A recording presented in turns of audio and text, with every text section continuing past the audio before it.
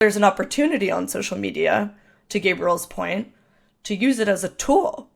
But it really does, in some ways, go back to the user and say, again, taking a conscious stock of who am I following? How does it make me feel? And is there an opportunity here to start unfollowing the accounts, purge the accounts that make you feel down, and start to fill it more with accounts that inspire you, make you laugh, lighten you, enlighten you, and allow you to go outside, offline, and live your best life.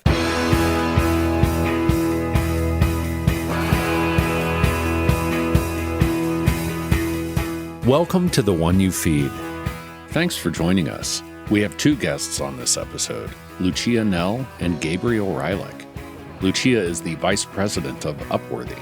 She has spent her career championing the belief that the internet could and should be used as a tool to unite people versus stoke division. Her expertise in social media has garnered millions of engagements and catalyzed a movement to combat negativity online. Her work has been covered in the New York Times, Glamour, Vogue, Fast Company, and mental health publication Made of Millions. Gabriel is the head of content and innovation at Good and Upworthy. Devoted to his mission of spreading optimism, he believes the internet can be a force for good and is dedicated to leveraging it to amplify the best of humanity. He has crafted impact campaigns for numerous respected brands, nonprofits, and non-governmental organizations such as Google, GoFundMe, and the World Food Program.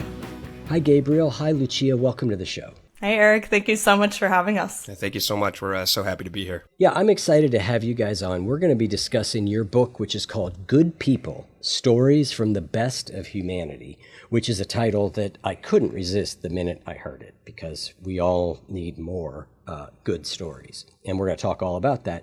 But before we do, we'll start with the parable. In the parable, there's a grandparent who's talking with their grandchild, and they say, in life, there are two wolves inside of us that are always at battle. One is a good wolf, which represents things like kindness and bravery and love. And the other is a bad wolf, which represents things like greed and hatred and fear. And the grandchild stops, and he thinks about it for a second, looks up at their grandparent and says, which one wins? And the grandparent says, the one you feed. So I'd like to start off by asking you what that parable means to you in your life and in the work that you do. You can chime in here. First of all, I love this parable, and I was excited to think about what it means to me. I've done a lot of thinking and work around how you treat yourself first. And I think it really matters how you talk to yourself, what kind of behaviors you implement to show yourself respect, and show yourself that you love yourself so that you can then be empowered to go out into the world and exhibit those behaviors towards others. And so to me, the one you feed, again, needs to start with being mindful and self-aware of what kind of language am I using towards myself today? What sorts of behaviors have I set up to either show myself that, I don't really care that much, or I actually really value myself and I'm treating myself like I would a friend. So that's where I begin. I think it starts from that place before you can go out into the world and act from a place of love and kindness and bravery and respect, etc. I think it's a great parable, and it really got me thinking as well. I think my first instinct, upon listening to it is to be like, okay, we have two wolves here. I've got to ignore this one wolf and concentrate on the one that embodies more noble characteristics. But I think there's a danger in that instinct, because you can't look away from the negative impulses. You can't look away from the difficulties, because if you do that, that wolf might be gorging itself behind you and gaining strength. So I think it's important, at least when I was thinking about it, to approach both sides from a sense of curiosity. What is motivating these two wolves?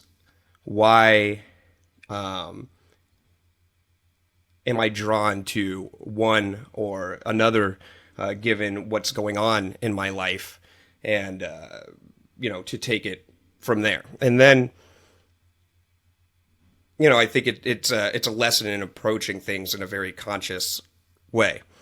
And then the other, word that I couldn't help but think about in the parable is just the word feed. And, this is a pretty prominent word in our culture right now, and particularly in the work that we do. In the space of social media and digital environments, you are exposed to a feed all the time. Okay, you open up the app, and that's what it's called, a feed. And it's constantly pouring out at you. And I think it is important to actually put it in that context of food as potential nourishment, as attention, and where that is being directed and what kind of force and power that it has and how you are shaping that. Because I think that feed is also being directed towards those two wolves inside you. So listeners, what resonated for you while listening to that? What came up for you when thinking about how you could be feeding your good wolf? This month, when I think about feeding my good wolf, I've been thinking a lot about relationships. Relationships really shape the quality of our lives in profound ways. When they're healthy, they bring joy and fulfillment, but when they're struggling, the impact can be deeply unsettling. It's a common struggle, but one that often goes unaddressed. The good news, there are concrete skills we can learn to improve our relationships. Relationships are this month's theme in our weekly bite of wisdom for a wiser, happier you newsletter, and I'd love to send them your way. Every week, we send a menu of a few small exercises you can put into practice to feed your good wolf, along with a reflection and a related podcast episode on the topic if you want to go deeper. Just head to goodwolf.me/relationships. If you think you'd benefit from these useful reminders and small bite-sized exercises to help you feed your good wolf, I'd love to send them to you for free.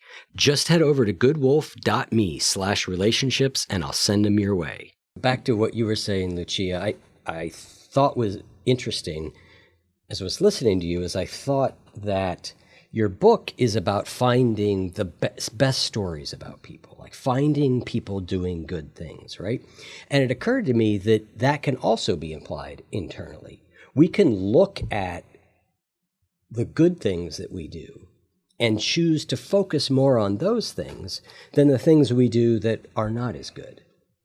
And yet we do exactly the opposite, generally, right? We generally amplify our problems and don't pay attention to our good things. So I think this applies internally. And then, Gabriel, obviously, to your point, the feed that we get, that we're getting fed to us, has a tendency to way over amplify the negative. That's nothing new. Media's been doing that as long as there's been mass media. And yet that is what we take in most of the time. And you guys, as a social media company, are actively going the opposite direction from that. You're actually trying to put some positivity into the feed. Say more about that.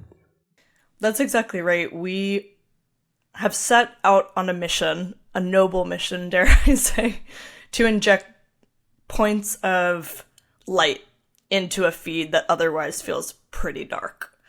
And I think the difference between how news and media used to work is that you'd get the paper every day, you'd rifle through it, you'd sort of read the sections you want to read, put it down, and then move on with your day.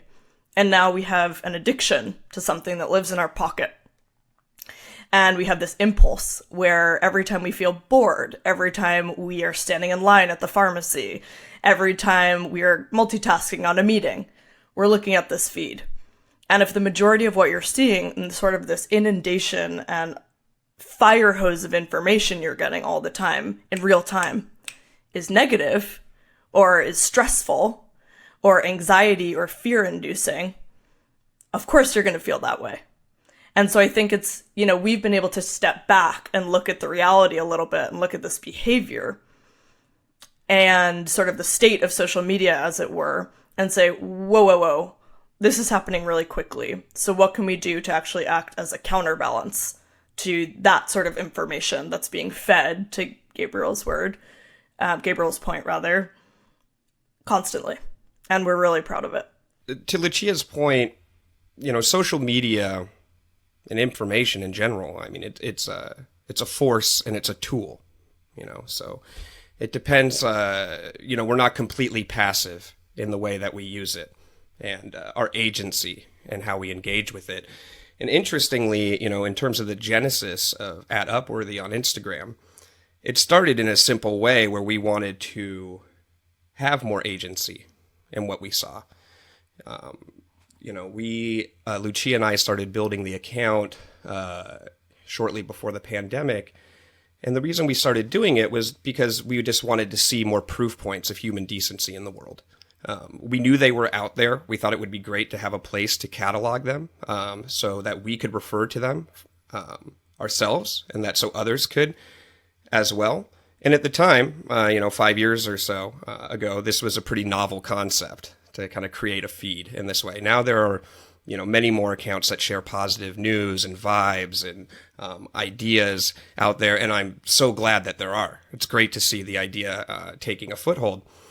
And so we started doing it for ourselves in the sense of what can we do with this tool? Even just thinking of it as a way to bookmark things that'll be beneficial to ourselves.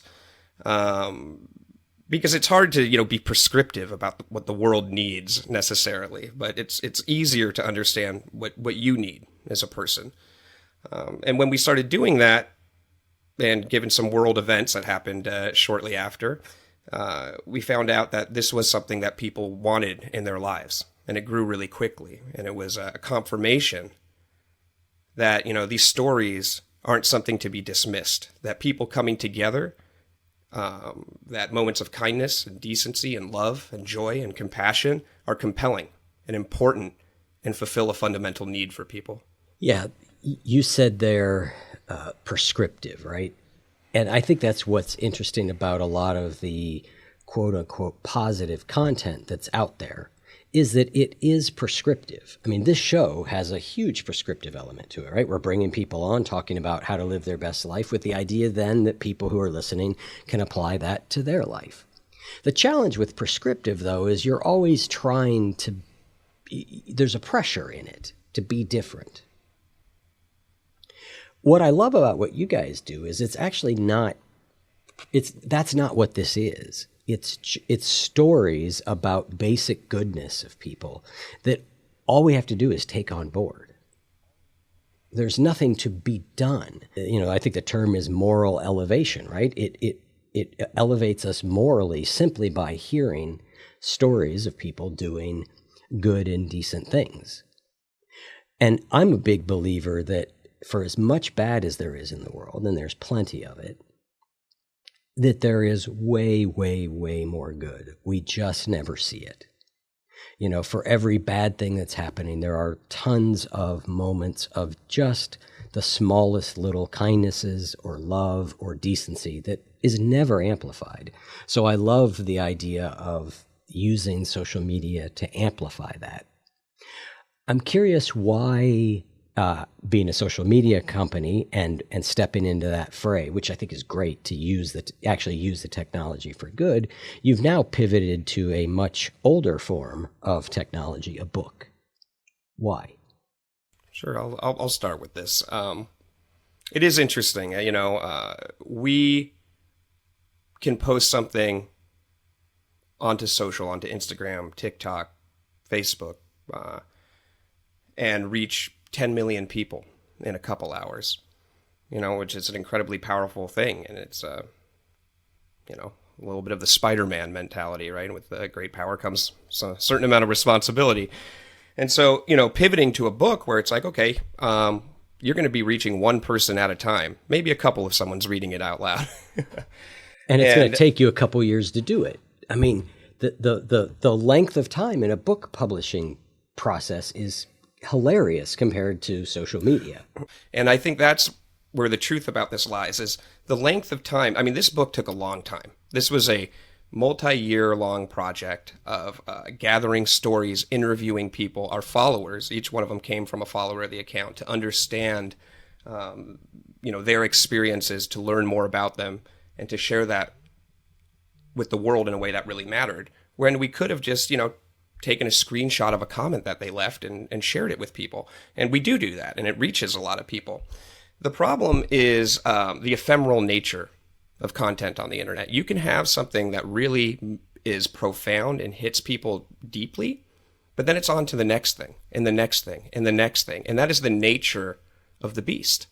And I'm not putting a moral judgment on it one way or another, but it's just the reality of what we operate in. And some of these things that we would see, we would ask a question to the audience, tell us about a moment that you experienced kindness from a stranger. What comes to mind?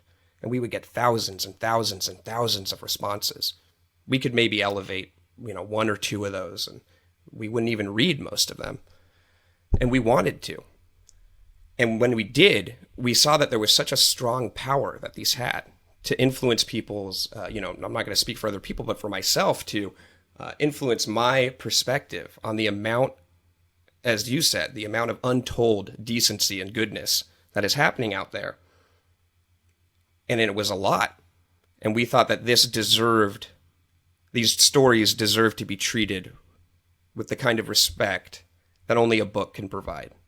You put it on the page, it's there, and it lasts forever in a way that things do not last forever on the internet. I mean, how many times have you read a quote or seen something that somebody said or a post and you're like, oh God, I wish I could find that again. And you're, frantically searching, and eventually you give up and you get fed the next thing that piques your interest. So the main goal was to bottle that feeling that people get from reading these and to synthesize it and put it in a place where people didn't need to look at a screen to get it and knew where they could find it at any moment.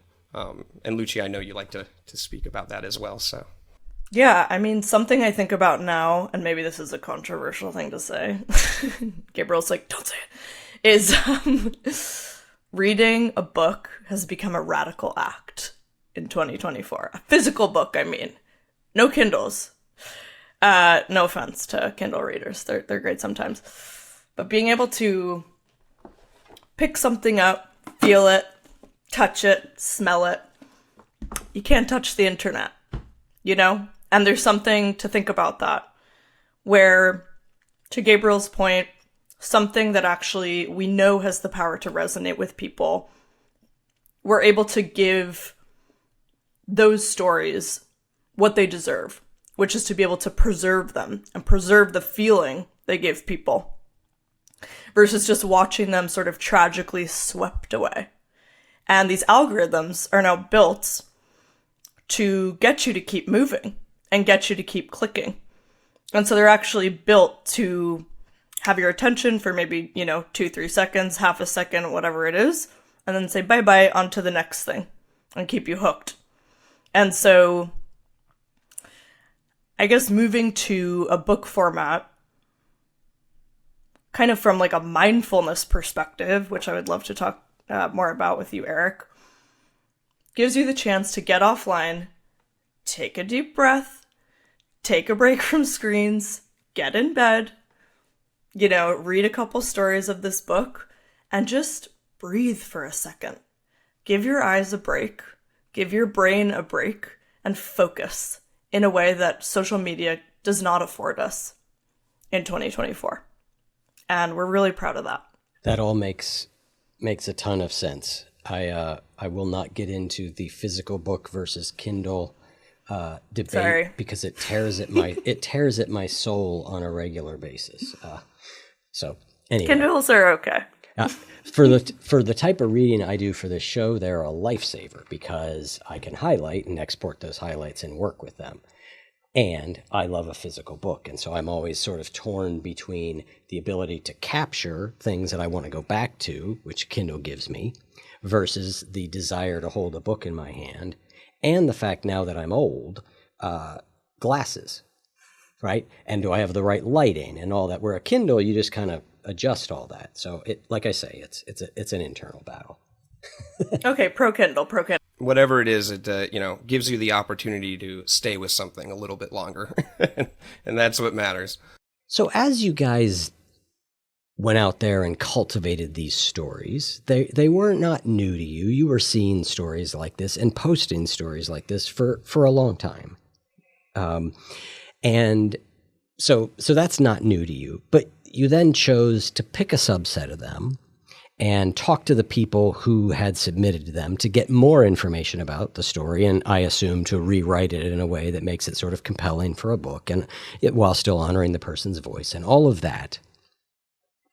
I'm curious, what did you learn about people or something from this later process that you didn't already know from being exposed to all these types of stories anyway?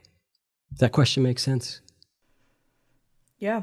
I mean, I there's a hunger from people to tell stories about people in their lives that impacted them positively.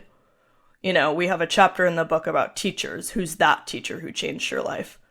And upon, asking people, can we hear more about this person, from 30 years ago who impacted you in some way and then influenced you and encouraged you to, take this program, and now you're a lawyer and you want to talk about it and you never got to thank them, etc. People were chomping at the bit to talk about these things. And so for me, it's like, everyone has a story like this. If you think about who's that teacher who changed your life, or what's the time you experienced kindness from a stranger, or when you think of the term good people, who comes to mind? Don't think too hard about it. Everyone has a person, and everyone wants to talk about them and share that story. And it's a beautiful thing. I mean, that hunger is a real thing out there, and I think a lot of times, even though the tools are there to make it different, it's a one-way communication that's going on in digital environments. You're putting something and you're talking at people. You're broadcasting your life. You're broadcasting your views, what you think, your values. And there is a real desire for it to be a conversation and for people to be heard, and a hunger to connect. And I think, that was the initial thing that surprised me about what was happening on our account, which is that when we would ask a question, or even when we would share a story that resonated with people, that so many folks would start commenting with experiences of their own, that it would trigger a memory that they needed to share, that they needed to tell people, that the world needed to know about someone in their life or an experience that they had that was like this. And that was interesting to me, to know that there was such a well of desire to share these moments of human connection and profound impact out there. And so to give people, the opportunity to tell those stories in a way that would last forever, and then also for people to open up and be willing to do that, I think was something that surprised me and moved me a lot. Yeah, and we have, there are 101 stories in this book. Gabriel and I have our own stories, which is very exciting. But 99 people from our community opened up and shared their stories. It's a lot of people. I'm sure you had way more than that and had to select which ones actually go into the book. This might be a good time to pause and allow you guys to read, each of you read a story, not your story that's in the book, but a story that you really loved. And as an off-air comment, I will say, obviously, the reasonably shorter, the better. But, you don't have to pick like a 2-paragraph story either. But so whichever one of you has a story first can just jump in and read the name of the story, and we'll go. Mine was a little longer, so I may have to... how much longer? Rethink. I mean, they're all pretty short. It probably takes several minutes to read. That's fine. So, That's fine. It's okay. As long as it's like 3 minutes, 4 minutes kind of thing. And I think they probably all fit into that category. Now, as long as it's 3 or 4, that's about where it is. Yeah, that's fine. If it's your favorite, use it. And, you can always go with Lucia's if it's a little shorter. Ideally, we'll have both, but we'll see. Yeah, probably the same length. So this is a story called Curly Fries by a man named John. And the reason I like this story so much kind of speaks to what you were saying a bit earlier, Eric, about, what surprised me about the process, or, what did I learn? And I think there's something that we inherently know to be true, that little things that people do for us can leave a lasting impact. And that you don't necessarily know when an interaction that you have with someone is going to be something that stays with you forever in a really profound way that you can draw upon whenever you need it. And this is one of those stories that has that kind of surprise intersection between people and the way that it resonates throughout someone's life. This is a story in our first chapter called The Kindest of Strangers. It's called Sky's the Limit by Brittany F. I graduated from the University of Texas at Austin with a bachelor's in government. So as you can imagine, I had been rigorously prepared for my first job out of college, waiting tables at the Cheesecake Factory. I'm the oldest of 4 girls and spent the greater part of my life raising little sisters. When I was 14, my father was sentenced a 99-year prison sentence. Less than a year later, my mother, who struggled with substance abuse, left. Rather than let their failures deter me, I worked even harder, finishing high school and college. I wanted to show my sisters I could do it, so they would be inspired to do the same. Unfortunately, I graduated college in December 2008, right smack in the middle of the Great Recession, so jobs were pretty tough to come by. I was lucky to have any job, I knew that. Still, I wanted a bigger slice of that proverbial pie, not just a literal cheesecake. Desperate for advice, I visited an old UT professor and pled my case. He told me to go to law school. People in my family aren't lawyers. They need lawyers, I retorted. Brittany, he replied, you don't even need to practice law with that degree. Just having it already opens up so many doors. I thought of my sisters. We needed open doors. When I got home, I booked an LSAT test. I studied hard on my own, and when I sat for the test, I scored 158 out of 180. It was an okay score, but I needed a great one to get into a competitive school. I looked into test prep courses. I knew they gave people an edge, but that came at a price, $1,200 to be exact. I'd need to clock in 165 hours to cover the cost, and that's not factoring in the living expenses. No way I could afford it. I went to bed feeling like I'd been stabbed in the heart. It wasn't fair. I wanted to go to school again. On one particularly glum Sunday morning, I wove through the restaurant, pitcher in hand, summoning up every ounce of will to smile. Among the tables, I noticed Sky, one of our regulars, sitting alone in an old dress, her gray hair swept into a low bun. I filled her glass, and the smile we exchanged was genuine. It was nice, not having to make the effort. I walked back into the kitchen, leaned against the walk-in, and closed my eyes. Britt, a coworker said. I opened my eyes.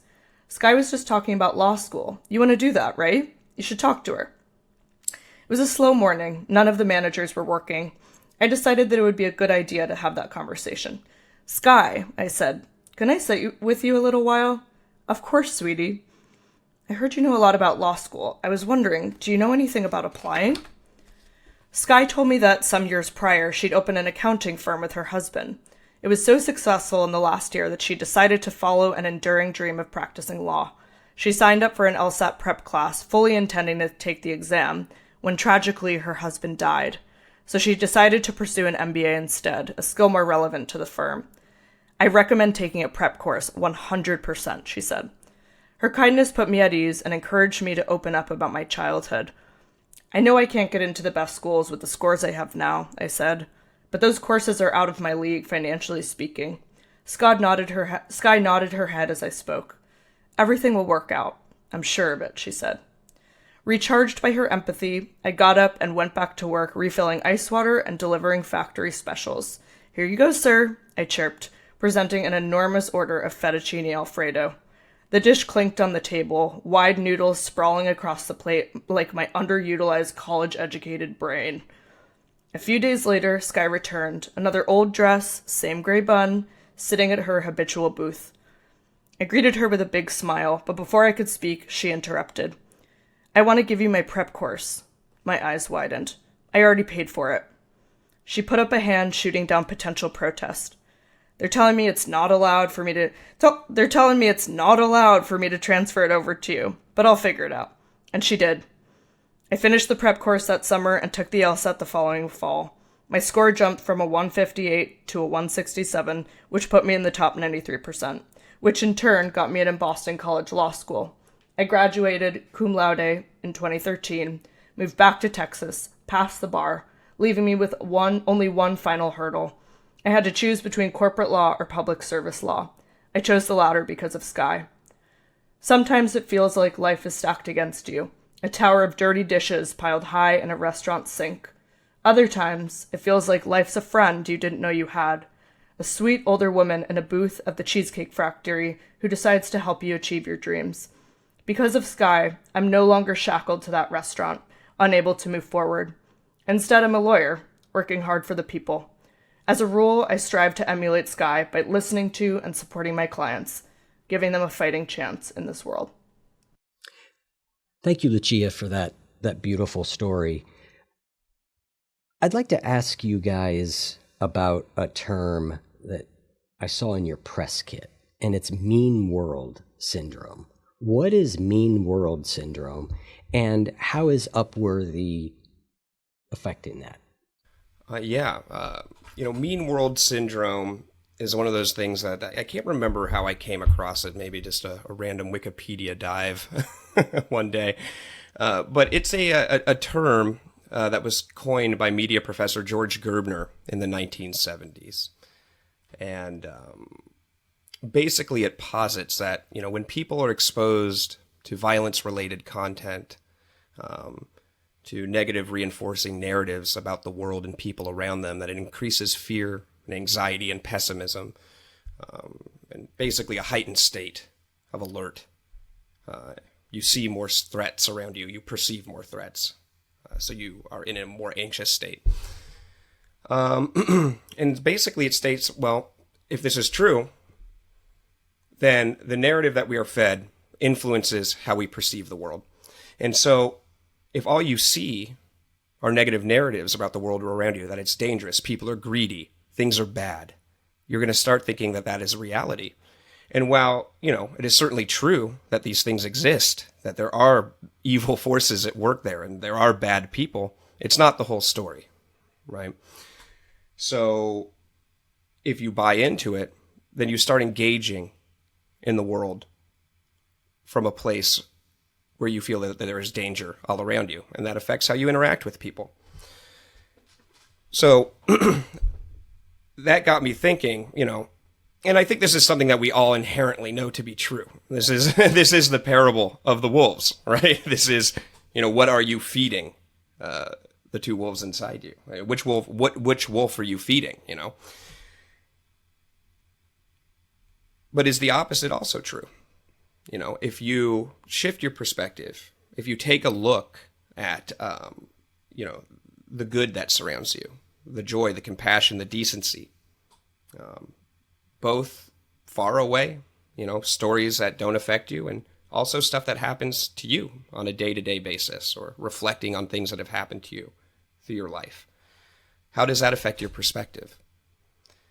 If it allows you to see that there's more good happening, and you carry that feeling with you out into the world, and you carry that feeling with you out into the world, it almost becomes a bit like a self-fulfilling prophecy, right? You are more likely to treat people kindly. You're more likely to engage with folks out there in a positive way. And therefore, more of these moments are probably likely to happen. And so, the perspective is kind of like the first step in crafting the kind of world that I think we would like to live in. I think it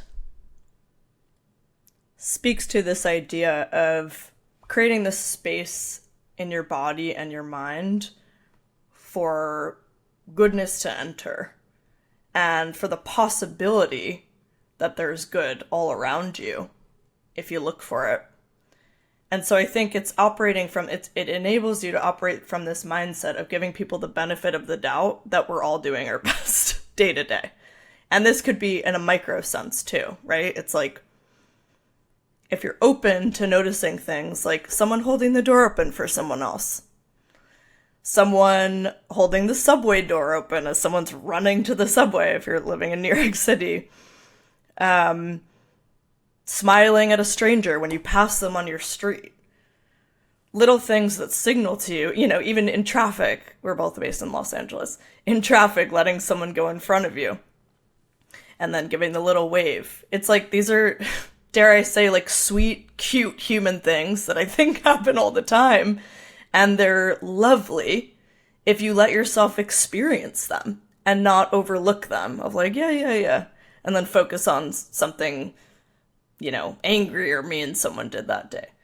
And so I think there's so much positive energy and good energy around us, but for all the things we're based on all the things we're talking about, we're so conditioned to focus on what's going wrong.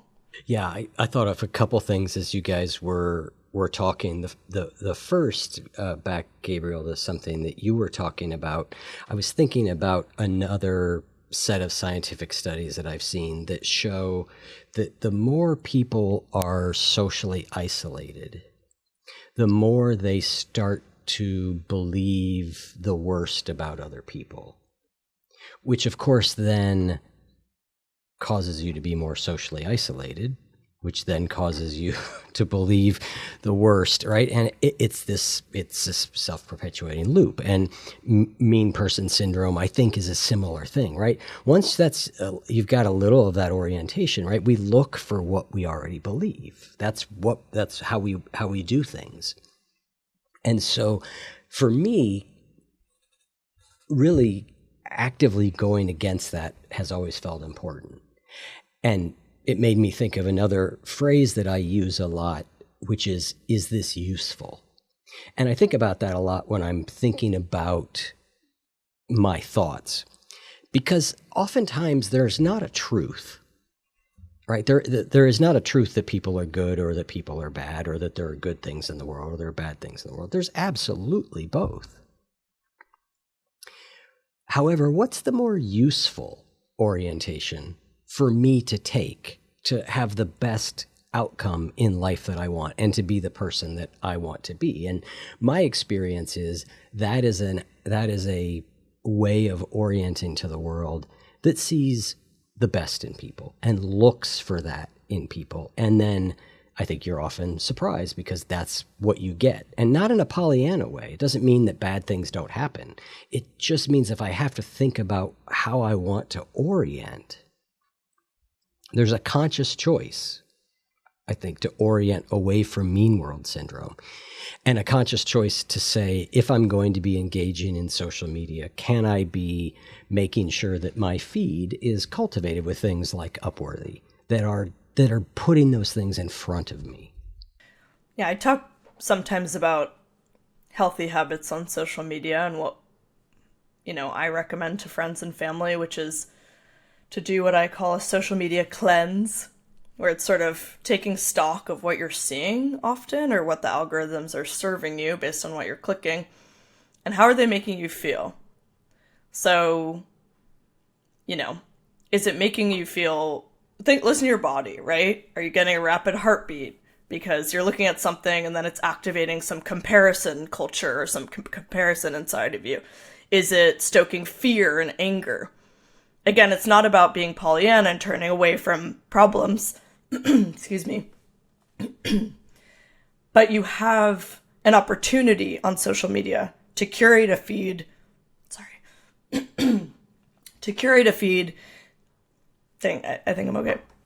That inspires you, that uplifts you, that feeds your curiosity about the world, or encourages habits or hobbies, rather, that make you feel like you, or make you feel excited to be you, or inspired to go out and take that dance class, or inspired to go out and garden because it makes you feel good.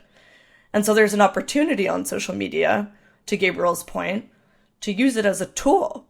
But it really does, in some ways, go back to the user and say, again, taking a conscious stock of, who am I following? How does it make me feel? And is there an opportunity here to start unfollowing the accounts, purge the accounts that make you feel down, and start to fill it more with accounts that inspire you, make you laugh, lighten you, enlighten you, and allow you to go outside, offline, and live your best life. And, to what you were speaking about, Eric, you spoke about loneliness, right? And the Surgeon General and others, they speak to the epidemic of loneliness that is happening in this country and, throughout the world. And it's not an epidemic, and it's not a problem because it's, sad. It's sad that people are lonely. I mean, it is, right? That we're all so hungry for connection, and we have these wonderful tools at our disposal, and they're not necessarily giving it to us, what we're actually looking for. But it is detrimental to the fabric our society, like you said. The more that you are removed, the worse that you think about the world around you. And that's why it's so important to be plugged in and to be supported and to feel a connection to community. And there are ways that social media can give that in a really positive way. There are ways that social media gives that in a very dangerous way that reinforces the worst in us. And that's why I think it's important to take stock of our relationship to it in general. Is it giving you what you need in terms of how you want to feel about the world? And, I'm sure for many people it is. It's like you're sharing funny memes with people. That's a wonderful way to connect, and it makes you happy, and it's a great thing. But in other ways, it could be reinforcing the worst impulses. And if that's happening, I think there's an interesting thought experiment that you can do sometimes, which is like, what are the things that make me angry about the world, or mad about people, or distrustful? And where am I seeing that? How often am I experiencing that in real life, in my interaction with people? And how often am I just being exposed to that through a screen? And if you find yourself saying, everything that's making me angry is coming through a screen. And sure, yeah, it's peppered around with good jokes and nice crafts and fun things and distractions. Well, that's something to pay attention to. Because what really matters is what's happening in real life, in your interactions with people in real life, because that is reality. What's happening on a screen, there are forces at work that are beyond your control. There is money to be made. There are narratives to be sold. There is attention to be gathered for whatever purpose that people wants it. Sometimes wonderful purposes, sometimes not so wonderful. When you're out in the real world, you are the one in control. And so I think it's just important to keep that in mind. Everything you guys just said makes a ton of sense. I think now, Gabriel, let's have your story that you wanted to read. All right, let me open this up. So this is a story called Curly Fries by John V. I was pretty bummed out. I'd been driving for hours and wasn't much looking forward to the destination. I was 23 and working for the Coast Guard. I'd enlisted 3 years earlier, just a few months prior to 9/11, and emerged from boot camp 2 weeks into a war. After training at forts across the country, I was sent to Port Aransas, just south of Corpus Christi, to act as a sea marshal under the newly formed Department of Homeland Security. The majority of my time there was split between high-risk boardings on incoming foreign ships and search and rescue missions along the Texas coast. The dangers were high, the hours were long, and the sleep was inconsistent. We're talking 72-hour on-call shifts, filled with a whole lot of pressure and not much compassion. I'd get homesick often and would visit my parents, nearly a full day's drive north of Erie, Illinois, whenever I could. I was coming back from one of these visits and still half a day's journey ahead of me. The night before, I'd slept in my truck as usual, craving human contact as much as food, and I pulled into a diner just outside of Texarkana. I looked awful, but figured I'd be in good company here. I was sitting at the counter when a man walked in. Long black hair, goatee, face full of scruff. He had dirty jeans and a chain wallet, classic trucker vibes through and through. What struck to me the most was his shirt. It depicted Curly from the Three Stooges, holding a fork into a light socket. Underneath, it simply read, Curly Fries. Maybe I was delirious from the solitude, but it got me good. I started laughing. Cool shirt, I told him. We got to chatting. Everything about me screamed military. Coast Guard shirt, high and tight haircut, 0% body fat, and mouth like a sailor. The trucker moved to sit next to me and revealed he was a Vietnam vet.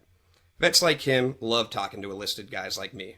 Barring Desert Storm, most of them haven't had a chance to feel understood by the generations that came before us. There's a bond there that's difficult to describe, but easy to understand if you're in our shoes. He could tell we were part of the same brotherhood, I guess. He could also tell that I seemed down. He could also tell that I seemed down. How are you getting back to Corpus Christi, he asked.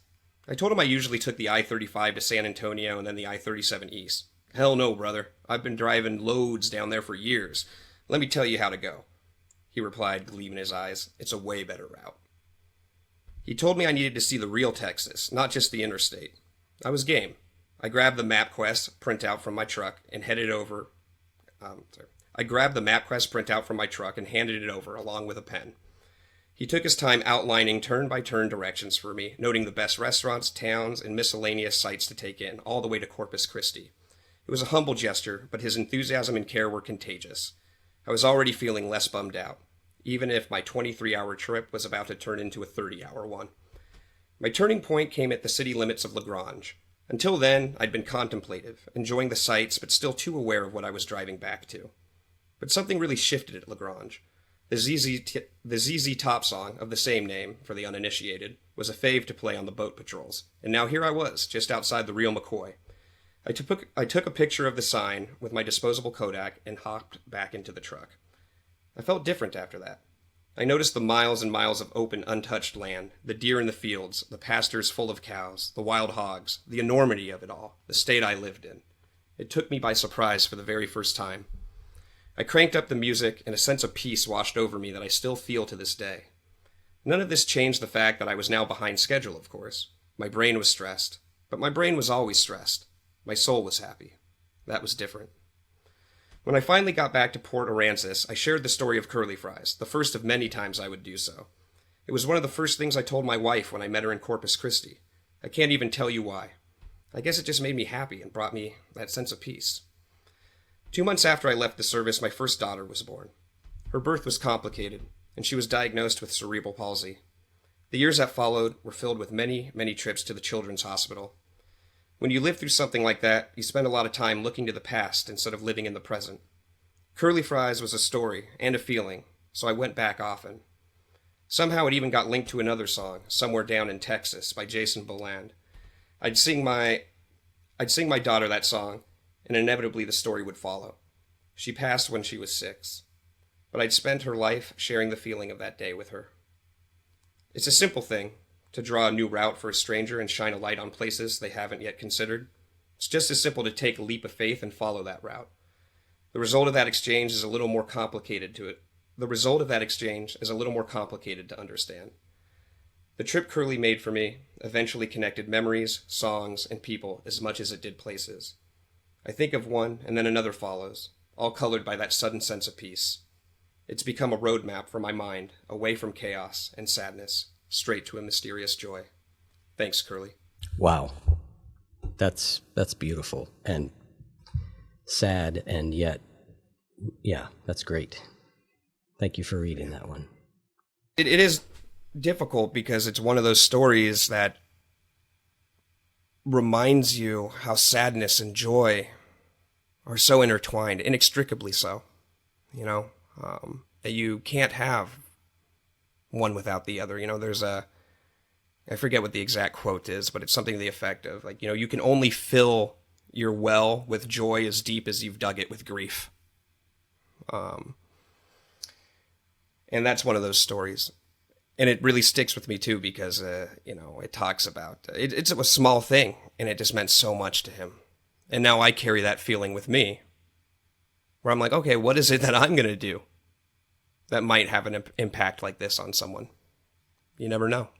Yeah, the other thing I loved about that story, even more than, you know, Curly and the kindness he offered, was how this gentleman was able to take a feeling of peace that he experienced and continue to go back to that. That's really, that's what really stood out to me.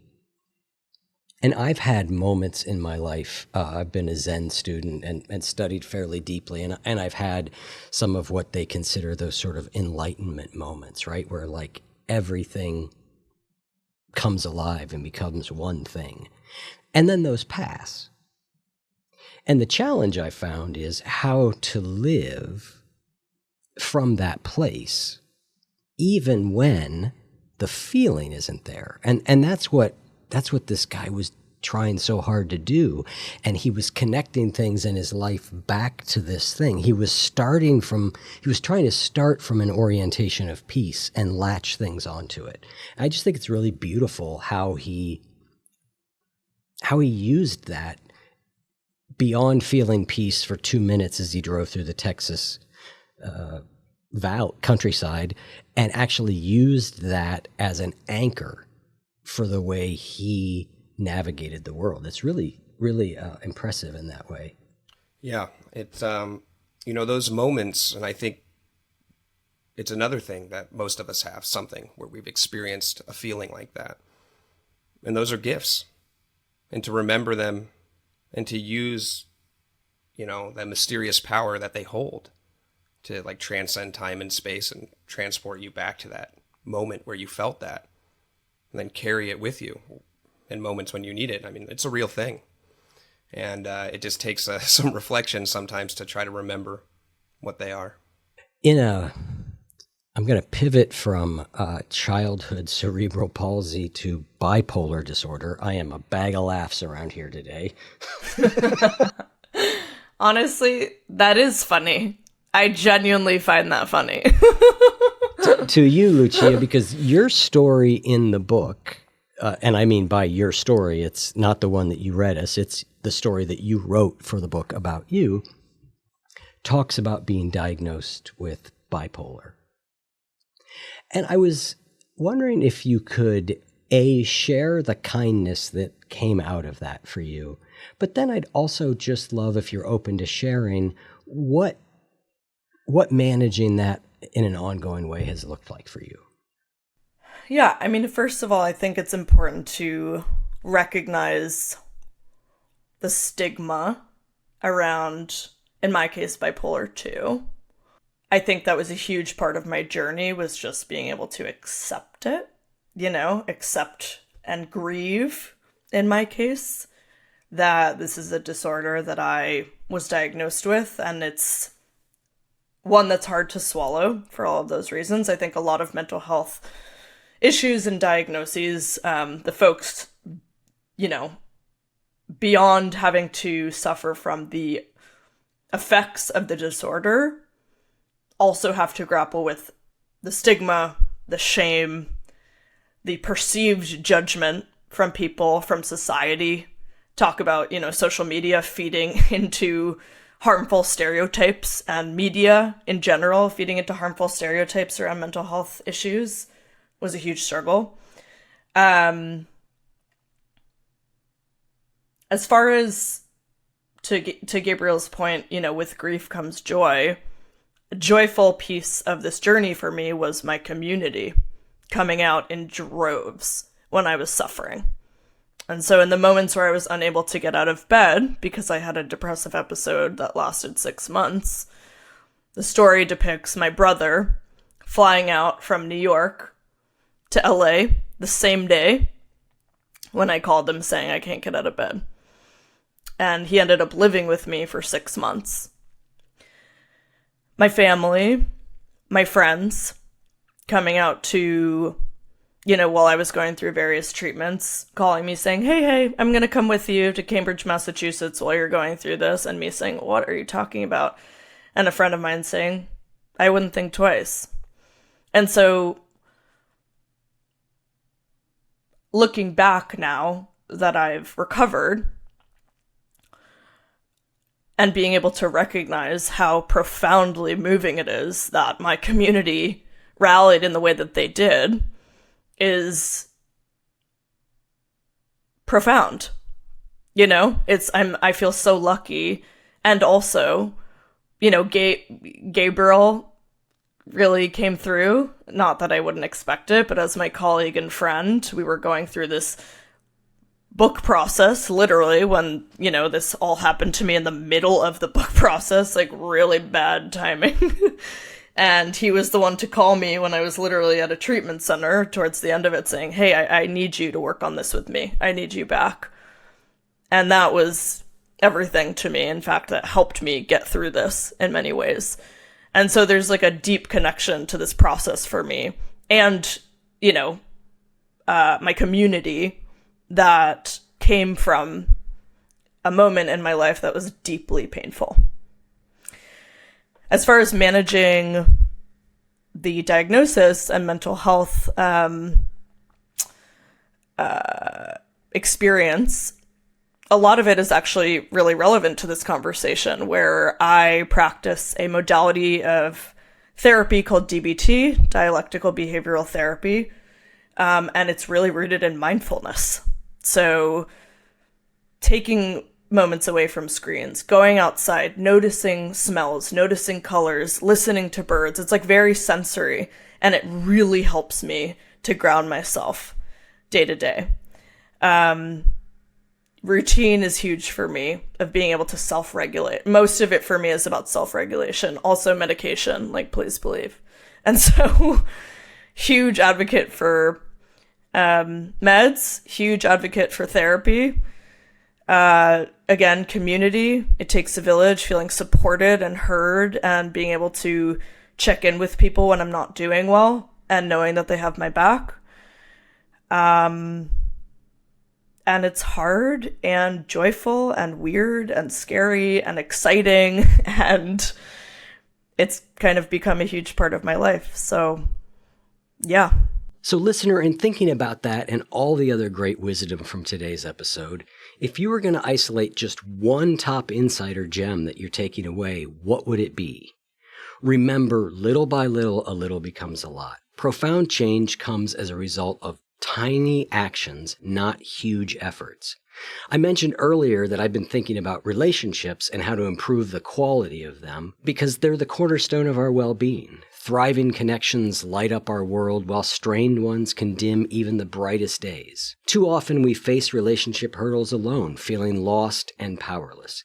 But here's the key. Building strong relationships isn't just about chance. It's about mastering specific learnable skills, and here's a quick exercise you can do to improve your relationships. Establish small daily or weekly rituals that foster connection, such as shared meals or walks. Every small effort to connect with a friend or family member can lead to a deeper or more meaningful relationship. For example, Chris and I have a weekly ongoing social night commitment where one weeknight every week we get together and do something, and having it scheduled just keeps us connected. So if you found this helpful, this tip came from this week's newsletter, and you can sign up for free and get more just like it at goodwolf.me/relationships. I think you're similar to me in that I sort of my phrase is I throw sort of the kitchen sink at my depression, right? It's been everything. It's not one thing. It's not just medicine, or it's not just therapy, or I'm significantly older than the two of you, so I've been in this for quite a long time. And so what those things are have changed over time. But I found a way by sort of stitching all these things together to be relatively symptom-free. I love to hear that. And I also think going through something like this, or any, trauma, once you get to the other side, brings a real sense of gratitude, where regardless of what's going down, day to day, I kind of look at it and say, I've been through a lot worse, and I'm actually grateful that these are the kinds of problems I'm dealing with, or challenges rather. I'm like, not too bad. Like a bad day at work, a bad day in this, it's like, I can get through that. So I'm very grateful for sharing that with us. I think that's a great place for us to wrap up. Gabriel, Lucia, thank you both so much for coming on the show, for the work that you're doing with Upworthy of putting good things out into the world. We'll obviously have links in our show notes to Upworthy and to the book. So, and congratulations on your first book. Thank you so much, Eric. It's been an absolute pleasure. Thanks, Eric. It's great.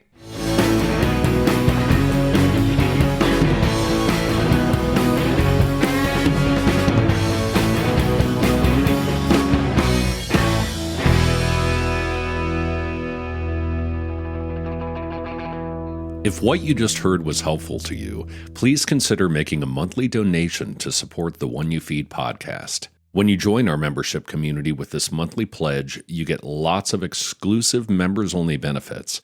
It's our way of saying thank you for your support. Now, we are so grateful for the members of our community. We wouldn't be able to do what we do without their support, and we don't take a single dollar for granted. To learn more, make a donation at any level, and become a member of the One You Feed community, go to oneyoufeed.net/join. The One You Feed podcast would like to sincerely thank our sponsors for supporting the show.